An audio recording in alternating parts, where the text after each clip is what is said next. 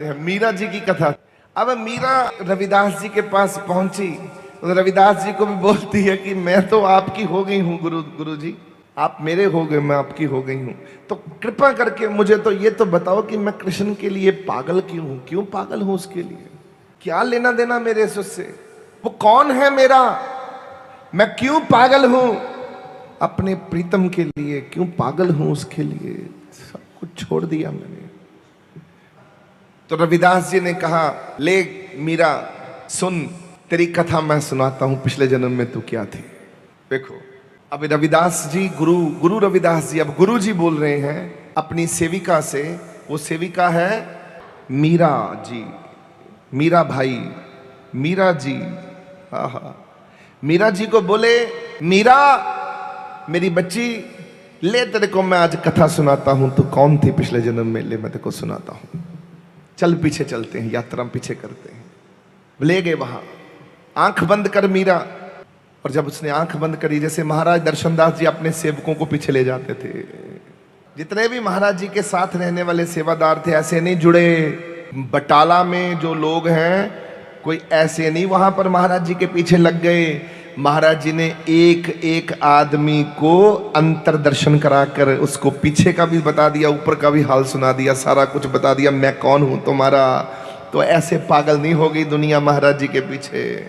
महाराज जी तो खोल देते थे ना ऐसे गुत्ती उनकी, तो ऐसे और भी जितने भी प्यारे हरमन प्यारे महाराज जी के साथ लोग रहते थे, जुड़े हुए थे, उन लोगों को महाराज जी ने 1 मिनट में बोले आंख बंद करो, आंख बंद करी, चलो ऊपर चलो, ऊपर ले गए, पूरा दर्शन कराया, सचखंड के क्या इधर क्या, फिर पीछे चले गए, पिछले जन्म में तुम्हें ले चलता हूं, तुम्हें दिखाता हूं तुम कौन हो सारे, मेरा तुम्हारा क्या साथ है, कितने जन्मों का हमारा साथ है। यही रविदास जी ने मीरा से कहा, मीरा चलो आंख बंद करो, आंख बंद करी मीरा ने, मीरा को ले गए पीछे, यात्रा पीछे की तरफ पीछे गई, मीरा को पीछे ले जाने की कला दे दी।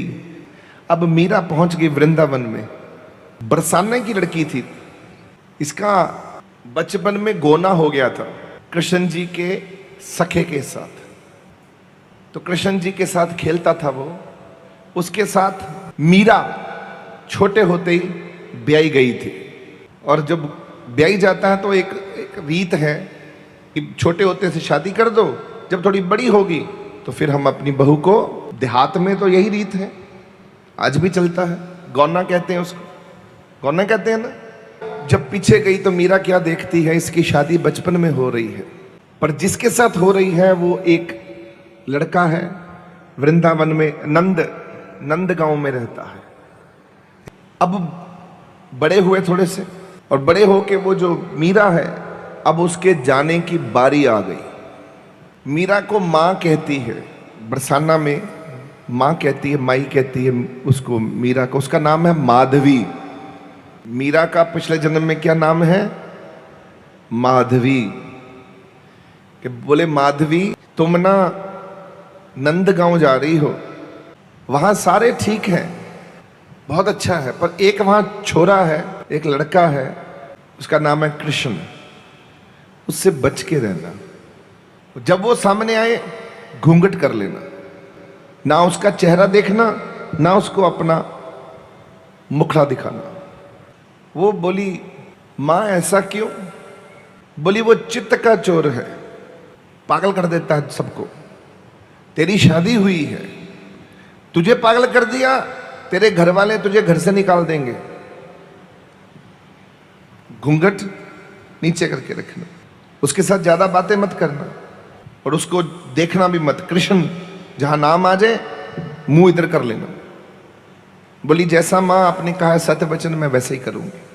मां ने कहा, बच्ची ने मान लिया।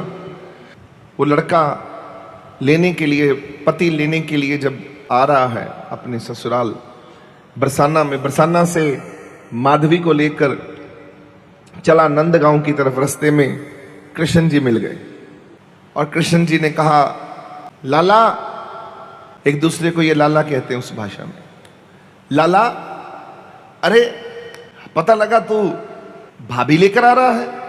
बोले हाँ कृष्णा, मेरा गोना है, मैं ये तेरी भाभी अभी लेके आ रहा हूं घर में, तू भी आइयो, माँ को भी लेके आइयो, नंद बाबा को भी लेके आना, सबको लेके आना। क्योंकि रिवाज होता है जो दुल्हन आएगी तो सब आते हैं, मुखड़ा देखते हैं और सगन आता। तो कृष्ण जी बोले ना, घर की बात वखरी है, पहले यही मुखड़ा दिखा। भाभी मुझे तो तेरा मुखड़ा भी देखना है, अपना घूंघट खोल। भाभी ने पूछा ये कौन है? तो पति बोला कृष्ण है, हमारा सखा है। अरे बाबा, तो घूंघट और नीचे कर ली पकड़ कैसे। कृष्ण जी झुक के देखे, अरे भाभी मुखड़ा नहीं दिखाओगी? तो इधर मुंह कर दिया, इधर से इधर हो गई। वो छुपा रही है वो खुद को, नहीं दिखना, मैंने नहीं दिखाना। वो भी छुप रही है बेचारी, ना मायावी है, ना ना ना। पति ने कहा दिखाओ मुखड़ा, मेरा सखा है, दोस्त है। नहीं, हम नहीं दिखाएंगे। चलो, जबरदस्ती कृष्ण ने कहा कि मैं देखूं, नहीं हुआ। अब कृष्ण बोले ठीक है भाभी, आज से कृष्ण को तुम मुखड़ा नहीं दिखा रही। अब याद रखना, ना कृष्ण तुम्हारा मुखड़ा कभी देखेगा, ना अपना मुखड़ा तुम्हें दिखाएगा। जाओ भाभी, तो यही तुमको कृष्ण वापस देता है। तुम मुझसे छुपन छुपाई खेलना चाहती हो, जाओ, तुमसे सारी उम्र छुपन छुपाई खेलूंगा मैं। ना मुखड़ा तुमको दिखाऊंगा और ना मुखड़ा तुम मेरा देख पाओगी। ना मैं तेरा मुखड़ा देखूंगा, ना तू मेरा मुखड़ा देखेगी। ऐसा ही होगा। और वहां से कृष्ण चल पड़े। अब माधवी घर पहुंची और वहां बातें हो रही हैं। सखियां आई हैं, गोपियां आई हैं, सारे आए हैं। कृष्ण की बातें ज्यादातर होती हैं, वो सुनती रहती थी। इधर की बातें इधर छोड़ दे, मुझे क्या लेना देना, छोड़ो। अब एक प्रॉब्लम आ गई नंदगांव आसपास में। बरसात, बारिश, बाढ़, रुके ही ना बारिश। कृष्ण जी ने क्या किया? अपनी वो छोटी उंगली से, तो कृष्ण जी ने इस उंगली से गोवर्धन उठा लिए, पूरा पर्वत का पर्वत उठा लिया, और सब लोग उसके नीचे आके खड़े हो गए। और क्या रूप कृष्ण जी का, ऐसे खड़े हुए, लब लब कर रहा है। उनका तो वैसे ही रूप बहुत था। वो तो कृष्ण को तो देखकर लोग पागल ऐसे नहीं हो जाते थे। ना कृष्ण पैदा हो सकता है, ना पैदा होगा। गोवर्धन, गोवर्धन उठाए और सब गांववासी दूर दूर से कृष्ण जी के नीचे आकर उनकी शरण में शरणागत हो गए।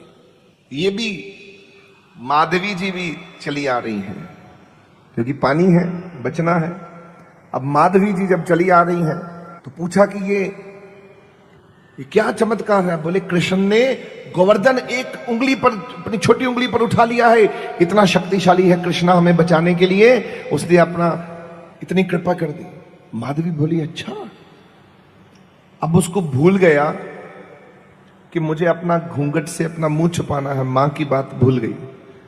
अब ऊपर उठा के वो कहती मैं देखूं तो सही, ये कृष्ण ने उंगली से गोवर्धन उठाया कैसे है। जब ऊपर उठाया मुंह, जब रूप देखा, वो तो बस एक टक होके लग गई कि ये इतना भी कोई सुंदर हो सकता है?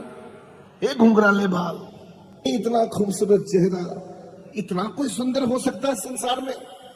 और वो माधवी तो आंखों से बरस पड़े, उसके रोने छूट पड़े। और वो जब पास आई तो कृष्ण जी ऊपर ऐसे देख रहे थे। कृष्ण की नजर नहीं गई, क्योंकि कृष्ण अपने भगवान में लीन थे, अपने ईश्वर में लीन थे।